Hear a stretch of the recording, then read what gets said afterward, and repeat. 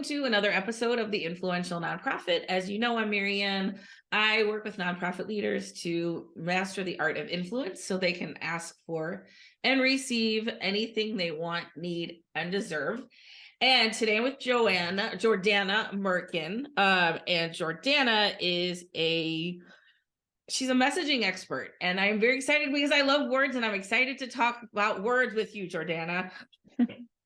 I love words too. I'm excited to have that conversation. Okay, and your company is Voice for Good, and you were.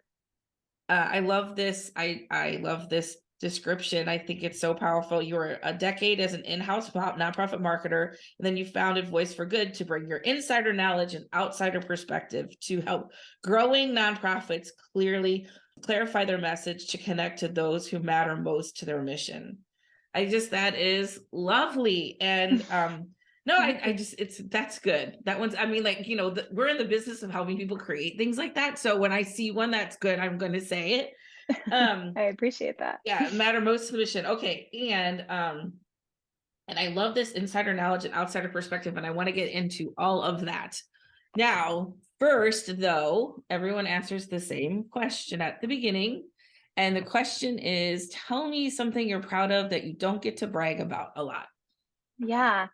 Yeah. I've been thinking about this one. And it's something that's so integral to my work, but it's not something that I voice a lot. Ironic for me and my Voice for Good company. But you know, what I do is I equip nonprofits with something that they didn't even know they needed, but that they so badly need and so badly appreciate. And I do hear that from clients when they say, we didn't even, we'd never heard of a messaging guide and we didn't even know how badly we needed it. That's always a real, moments of pride for me where it's like, yeah, here's how you can better connect with your people through this thing that we've built together. And I speak about my work often, but not in terms of that particular moment of that we didn't even know what we didn't know. We didn't know that we didn't need this and how Yeah. badly we do. So thank you for that opportunity. You're welcome. I remember that reminds me of like when I help organizations with messaging and they go, we developed this messaging. And I'm like, yes, you did. And that always made me so proud that they were like, we did this. I'm like, yes, you did. Yes, they felt like they created it and they owned it as if they created it, which that's what you want, right? Like that's like them to feel that it's that so a part of them. I was like, yeah, Mm-hmm. yes, you did do that.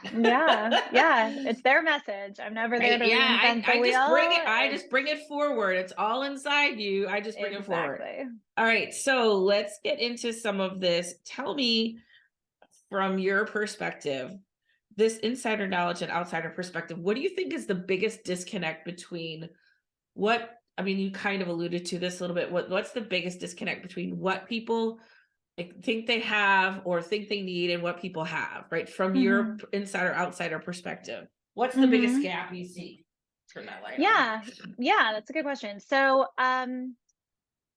I think, when people are in the weeds on their organization, and I know I was in-house for 10 years, and I've been there, it's hard to see, that's where my outsider's perspective is helpful. It's hard to see the things that you do need. It's hard to see the gaps and where you're not connecting with your audience because you're in it every day and you have your nose to the grindstone and you know what you do. And it's hard sometimes to have that it's that outside you don't have that outsider's perspective, right? It's exactly because you're in house that you need someone like me to say, okay, but here's what it sounds like from an outsider, and is that really what you mean to be saying?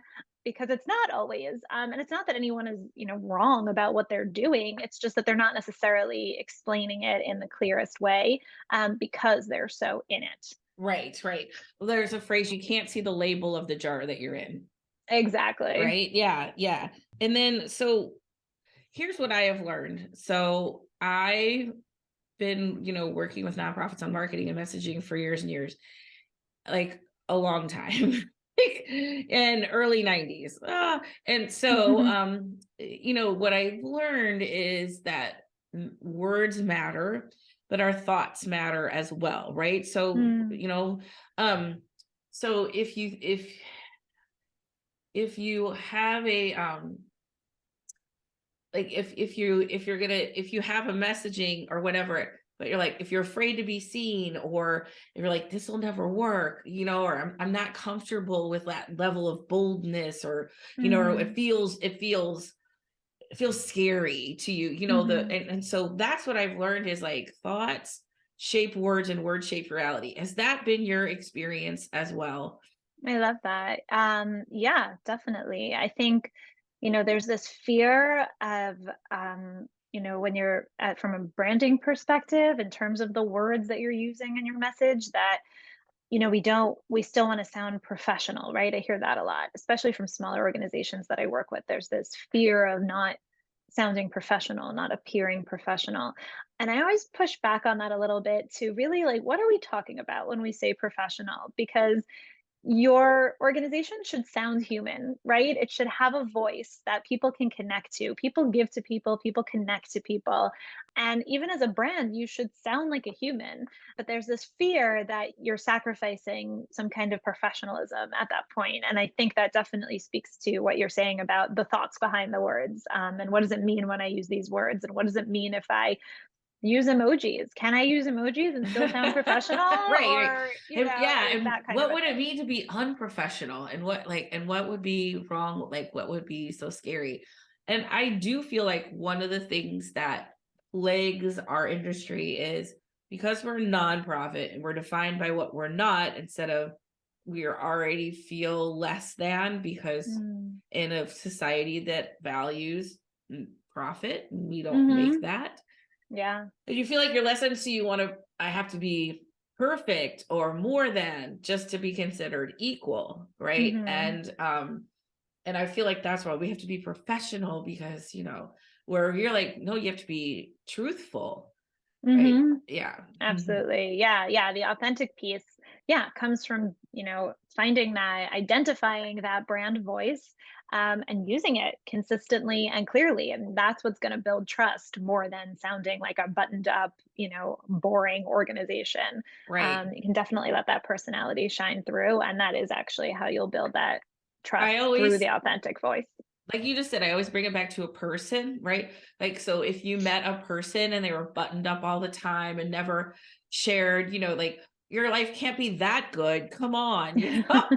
Like, Exactly. like, you're like, you don't trust them because they're not, you're not seeing the full picture. And Mhm. I always bring it back to, like, if I met somebody and they were like buttoned up all the time and overly put together, and you're like, okay, what are you hiding? Right. Hmm. Right. Yeah, we feel like we're up against more in the nonprofit sector because there are so many issues around trust.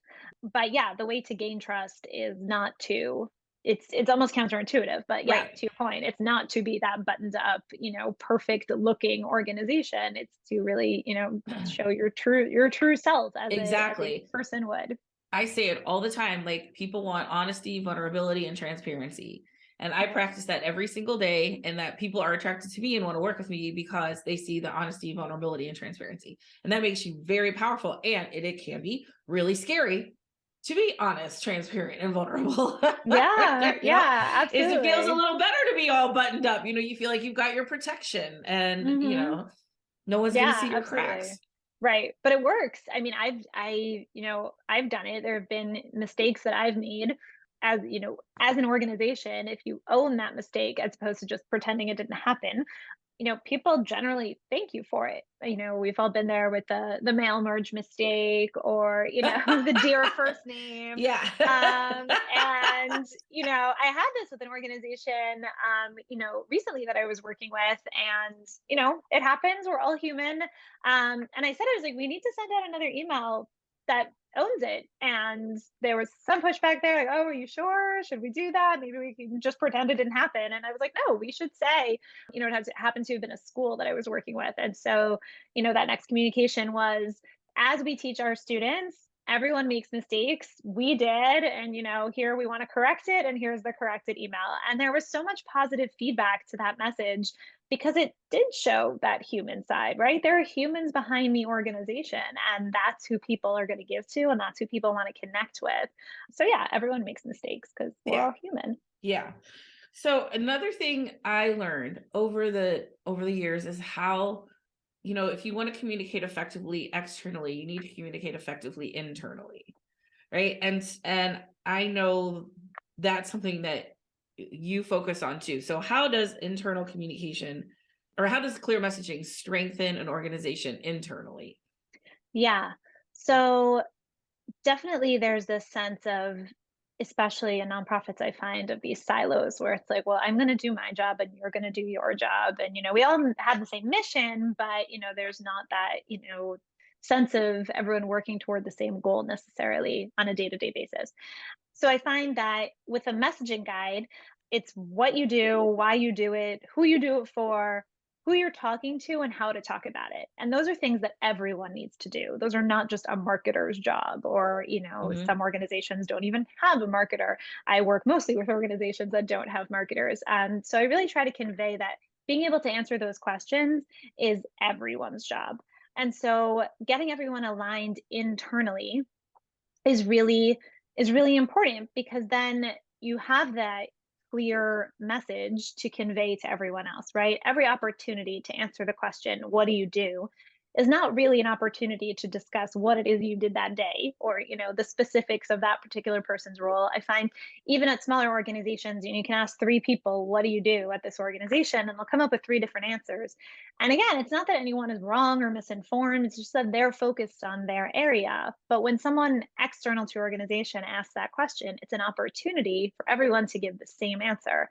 And that same answer, well, much more so than if there were different answers being given all the time. In general, outsiders to your organization, they can't support what they don't understand. So if everyone from Mm. inside the organization is giving the same answer, then your message is going to be amplified that much more so. It's also the clear messaging internally is also a reminder of why you're all there. That's one of my Hmm. favorite things of working in the nonprofit sector, is that there's such a clear why. So even on the hard days, it's, oh, right, this is why we're here. This is our message. And no matter what I do for this organization, no matter what my role is, this is why we're all here. And we're all really on the same team, and we're all working toward the same goals. Right. It's almost like constant reinforcement, right, of that, of your vision, right? Yes, because when people say, what do you do? What they're really asking is, what difference do you make? Right? Exactly. What are you putting out into the world? Not like the mechanics of what you do, but like, wait, right? What outcomes are you creating? How are you making the world different? And if you're constantly reinforcing that, right, it gets people out of, what I hear you saying is, gets people out of their day-to-day silos and reminding them, right, all the time, that there's a bigger picture that we're all working towards. Yeah, and exactly. That's what I call is like the big picture story that I always, in working through a messaging guide, that's what we get to. And it's exactly that. It's the emotional core of the impact that they do. So it's, so we start with just that. What do you do? And then we peel back the layers of that onion by saying, why is it important that you do that? And then why is it important that you do that? And we do that at least three times until we get to the point where it's, well, this isn't just that, we're not just feeding people, but we're giving people essentials so that they believe that they matter. Right. Right. So that's the difference, right? It's that, and that's the piece that when you're connecting internally, right? That's the reminder that we're all on the same page. And then when everyone can tell that big picture story externally, then that's what people are going to relate to. Because yes, it's important to feed people, of course, but like, what does that really mean? What is the Right. impact of that work? What is the Yeah. emotional value of that I work? love that so much, because I talk about that sometimes. Like, instead of talking about like what don't we want to have to happen, what we want to stop hunger, like what's on the other side of that, right? What are we creating? We are creating a community where people feel cared for, a community, yeah, where people feel safe and supported, right? Where people can participate because they have these basic, can participate fully because they have basic human needs. Yet, you see, where like that's the shift, Hmm. that's, Right. That transformation is yeah, that's huge. the And that's what you juicy want to be part. able to convey. Yeah, Yeah. Mm-hmm. Mm-hmm. absolutely. All right. So we have, people who know you and people who don't know you, and we create messaging for both. So how can that engage current supporters, or keep them engaged, or engage them at a higher level? Yeah. So That's another question I get often is, well, we have to reach new people. How do we get in front of new people? And I always sort of take a step back from that and say, yes, that is definitely an important piece of marketing and having clear messaging. But what about your current people? And I sort of always put quotes around current people because even if someone is currently on your mailing list or likes you on social media or whatever it is, you don't necessarily have them, right? They need constant reminders that they are on that mailing list or that they do follow you, and that so you don't really ever have someone I think you can ever take for granted that these are your people. That's why I always create strategy around speaking to those people and keeping those people engaged. We spoke about the trust in the nonprofit world, and borrowed from the for-profit world. I talk about the know, like, trust funnel. So if you're going from knowing a company to liking a company to trusting a company is when you become a customer, right? You don't just know that a company exists and then purchase from them generally. So in the nonprofit world, it's similar, and we're up against even more because there is that trust factor. So you need to make sure that people, even those who are already in your orbit, that they continue to know who you are and continue to like what you're doing and continue to trust you again with that transparency, with that authenticity, because those are the people you're already farther down the funnel with them, right? So you don't Right. want to lose those people. Right. So that's the importance of clear messaging. And then similarly on the donor side, I mean, the stats are staggering, in terms of first time donors and then subsequent donors. Over 80% of, first time donors will not return for another donation. And so again, you want to really build your strategy around those people who are, again, not necessarily your people, but those who are already have raised their hand, have signaled that they could be your people and could be more engaged on an ongoing basis. The best way to engage those people is to really, the golden rule of communication in general is show me you know me. And that's something that I think about in everything I write and everything I put out there Okay, is you want wow. to Okay. Let's pause right there, Jordana. Show me you know me. I love little things like this. Okay. So what tell me yeah. about that. So show me you know me is you want to think about who's reading whatever you're putting out there or who's watching it, if it's a video or whatever it is, whatever type of content it is. Show me you know me as a reminder to think about who is consuming that content. So, and you want to do it with those people in mind. So, you want to think about your audience in terms of their demographics. So, what age bracket they fit into and where they live and, what stage of life they're in. Are they students? Are they parents? What those things matter. But more than that is their psychographics. So, that's what are their values? What makes them tick? What gets them going? What matters most to them? What makes them feel good about supporting your organization? And how can you really partner with them on that and relating to those things so that you can show them that you know them. And in Mhm. every communication, you want to be doing that. So to going back to your internal messaging, again, if everyone is on the same page and understands how to tell that big picture story, then that's the way that you're going to connect with these people who have already raised their hands, who have already said, yeah, I'm interested, who have maybe made a one-time gift or are on your email list or whatever it is. And it's still true for those who are even more engaged. There are, those donors that have made multiple gifts or who are maybe monthly givers or major givers or whatever it is. It's still true. You always want to be showing them that you know them. Mhm. And then when you think about your strategies around how to communicate with them, you can use that in emails when you're talking to them, right? You can say, I like to use the words as you know in this case because you do need that constant reminder of what it is. You can never just assume they know. But by using the words as you know at the beginning of a sentence, you're not just talking about you, you're talking about them. So you're Mhm. saying, as you Ah. know, here's the thing that we do. And then you end up getting the nodding, like, oh, yeah, okay, I do know that. Right. So it's that And even if they reminder don't and know it, that they're gonna be pulling them like, in. okay, now I know it. All right. Right. Yeah, I like that. Exactly. It That's works a both yeah. ways. Mhm. So, but yeah, if you're aligned in terms of your values, in terms of that clear big picture story with your people, then when you say, as you know, or when you send out a more direct communication to a select group of people and you say, hey, I wanted you to be the first to hear about this because I know how much you'll appreciate it, that only works if they'll actually appreciate it. So you need you need to really know them in order to do that. I love, yeah, you're right. So yeah, I mean, because that works really well if it's true, and it completely backfires if it doesn't. Right. So that's Right. something Now that's worth keeping in you've mind created too. more disconnect. Exactly. Hmm. Exactly. So yeah, so that's something to keep in mind. And that's also, again, if you have like clear message from the start and your audience really understands what you do and the impact of what you do, then the more engaged they become with your content, the more they become ambassadors for your cause and not just supporters, because they're going to support you. But then when it's so clear to them what they do, then they can easily repeat it. So when it comes up in their lives that, oh, I would love to get involved with X, Y, and Z, or someone is talking about something that's relevant to your cause, then they'll naturally bring up, oh, I follow this organization or I've donated to this organization. And that's the next step. So it does expand your reach to new people too. But really, it can't stress enough the importance of engaging your existing audience. Yeah. Right. One of my big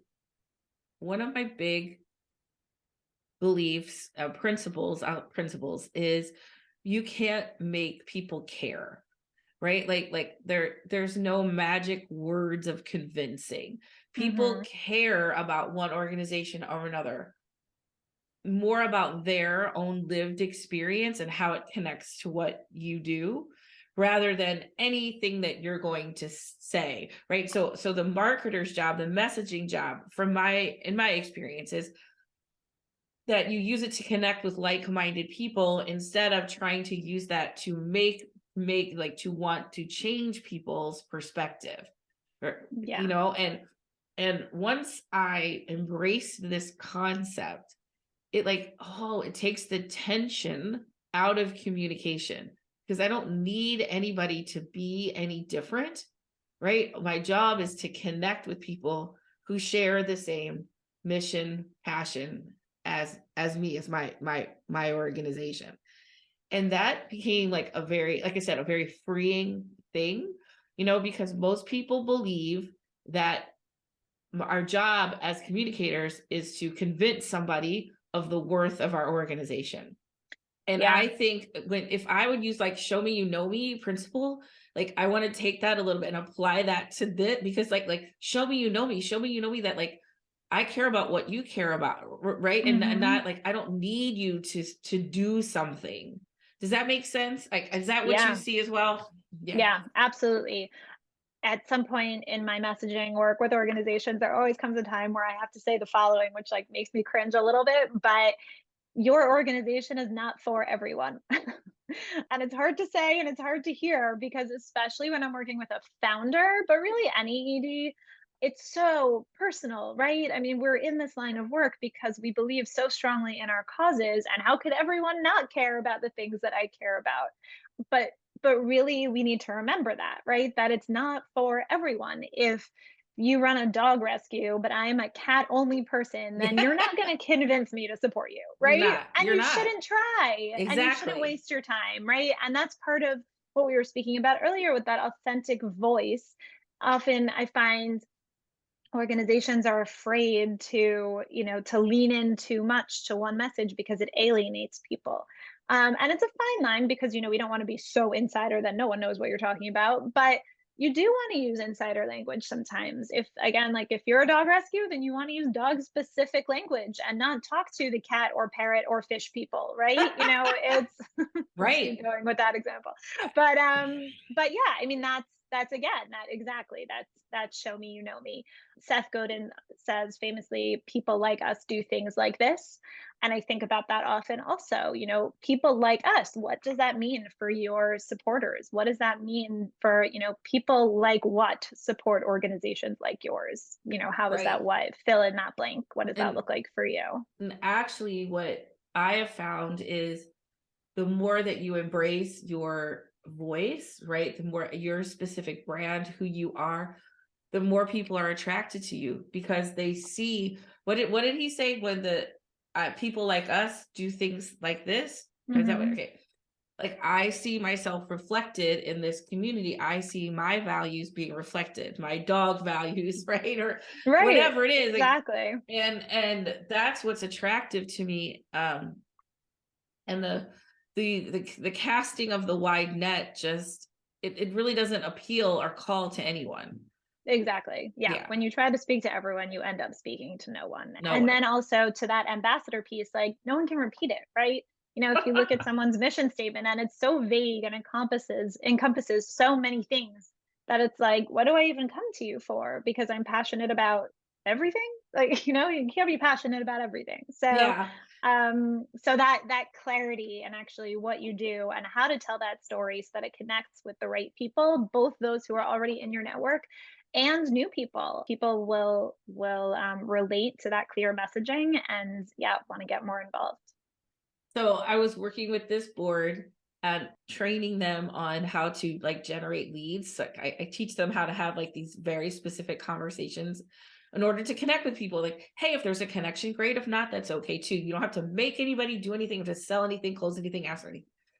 Anyway, and this got one of the boards. This is I'm gonna shout out to my lovely Annie's Hope, but they provide grief support for kids. And one of the board members, he was so upset. He's like, "How can you not care about grieving children?" And like it was like that. It was like, because who wouldn't care about grieving children? I'm like, people get to have their own honesty, transparency, Right. vulnerability, right? Like they get to have it. It's okay. Like like some Yeah. oh, he wants me to care about his kids' hockey league and grieving kids. Like, and like, yeah, you if like you get that passionate where it's hard to see why wouldn't somebody care, and it hurts Mhm. when they don't, Absolutely. because it feels like Yeah. it's in a rejection of you and your Yeah. beliefs. Right. And that is why, like, we just want to appeal, because we can't, it's hard for sometimes for organizations, I said, especially founders, to understand, like, why wouldn't somebody care? Because it seems so obvious. Like, I talked to Yeah. this woman yesterday and she runs this veterans group. There's this beautiful, beautiful, beautiful soul of a person. And like immediately I was so connected to her and her mission. And like she's like, why wouldn't people care about, veterans? I'm like, I know, but you can't make people care, but there are people who do care. And like when Exactly. you let everybody be who they are, then I Yeah. think, once you allow for that, it makes your messaging so much more powerful, because you're not trying to change people, right? Mhm. You're trying to call forward those like-minded people.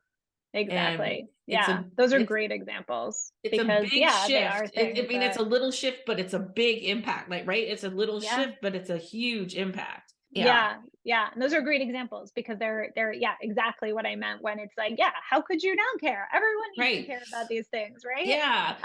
But it's yeah, it's tricky because they're not everyone will somehow. and Not and everyone that's will. and that's okay, and that's Yeah. okay. Even you and I working in our business, we, like, I had to learn that too. I had to learn that people don't want to work with me, right? It used to sting, because it Mhm. felt like it was a rejection of me, right? Right. Like, hey, it's just not what they're looking for, or they're not, or the other way is like, hey, they're not ready for what I do, or not the right fit for what I do. I don't think what I do is really going to meet their needs, kind of thing. So instead of it's more objective and depersonalized than that, because feelings matter. Words um, matter and Words feelings matter matter. and That's feelings matter. yeah. Okay, and all right, I want to go back to, I would love to hear from you a little bit of maybe a story that you have on, like, kind of like how you shifted the messaging and what happened from that. Yeah. Yeah, so I work with a special needs school for children with developmental disabilities, and they've been around for a very long time. But prior to working together, they hadn't really done much fundraising. It's a very small program, and they had the kids that they needed every year to fill the program, and that was sort of it. So prior to our work together, they didn't necessarily have a clear big picture story that they were telling. It was very much, some of the kids have this diagnosis and some have this diagnosis and here's what we do. And they work really, really well with the families they serve. They really, I mean, it's not that I was there to tell them what they were doing. But there was no clear sense of that. Like if you were to visit their website, let's say, it was more a word of mouth situation. So when we started working together, we told that big picture story. And what does it look like, when we peel back the layers of that onion and say, it's not just that you serve children with developmental disabilities, but it's why does it matter that you do that? And, it's more than just that they have a place to go to school. And why does it matter that they do that? And, it's more than, just that so they can make friends and listen to a teacher. And really at its core, it's so that so those children can have a strong foundation for academic and social success going forward. And, what that means for these children and their families and the schools that they will go on to. It's a preschool. So they go on, many of them, most of them go on to mainstream schools after that. Once we were telling that story, then we were able to put together a fundraising campaign to their 40 plus years of alumni, and really reach out to parents and tell that story, and also start collecting stories Yeah. to be retold.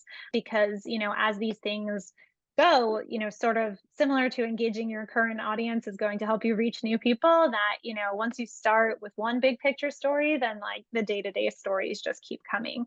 We were able to reignite all of these relationships, and raise a good amount of money, but then also keep them engaged, right? These really were relationships mostly that had gone cold over the years, and now many of them are re-engaged with the school, donating on a regular basis, and also sharing their success stories from their children, teenagers, adults now, who got Yeah. their start in this school. Clear That's messaging at the heart That's of it all. 40 years of stories you just unlocked there. Yeah.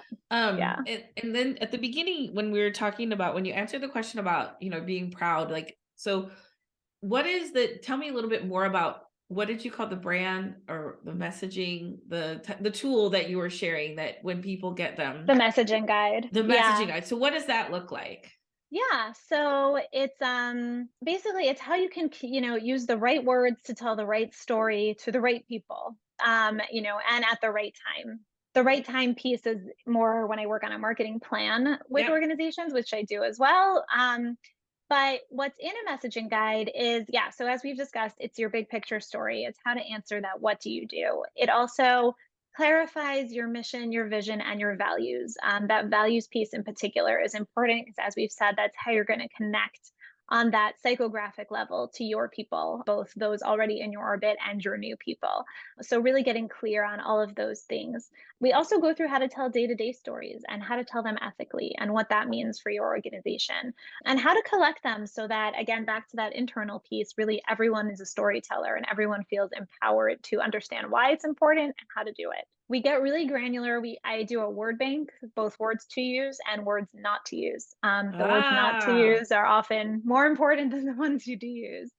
And again, it's that connecting with the right people, by using these specific words and educating your people in some cases on how to use those words. My first job out of college was at the National Down Syndrome Society. The first day of my first job, my supervisor was talking to me about person first language, which I was not familiar with. And she was like, okay, so you would never say a Down syndrome person. We only say a person with Down syndrome because we right. don't want that to define them. So I've since learned that there are lots of different perspectives on person first language within the special needs and disability community, which is another topic for another day. But the point is, for that particular organization, that was the language to use and the language not to use. And so I work on a style guide also as part of messaging. So like, what does that look like? How do we be consistent in the way that we're using this language across the board? Are there particular acronyms that you use that need explanation sometimes? Maybe they do, maybe they don't. Do you always write them out the first time and then after Right. that use the Right. acronym? You get pretty nitty gritty, but all of those things actually are what professionalizes you, right? It's not like Mm-hmm. the buttoned up approach, it's the consistent and clear approach. And Mm-hmm. when you can have that across the board, then you do look like a professional and legitimate organization, and you still have your personality shining through. We also Right. talk about voice, tone, and style, and Right. how to balance those things as well. So all of that really goes into, it's this internal piece that gets everyone on the same page to connect with people externally. I love it. And I love how you reframe the professionalism as really how you communicating clearly, right? And but you can still do it within your personality and being open and transparent and all of those things. That is Yeah. awesome. All right. Anything else that you want to share? I don't know. I feel like we covered a lot. Awesome. Well, Hope we're yeah, I not just want to over. make sure.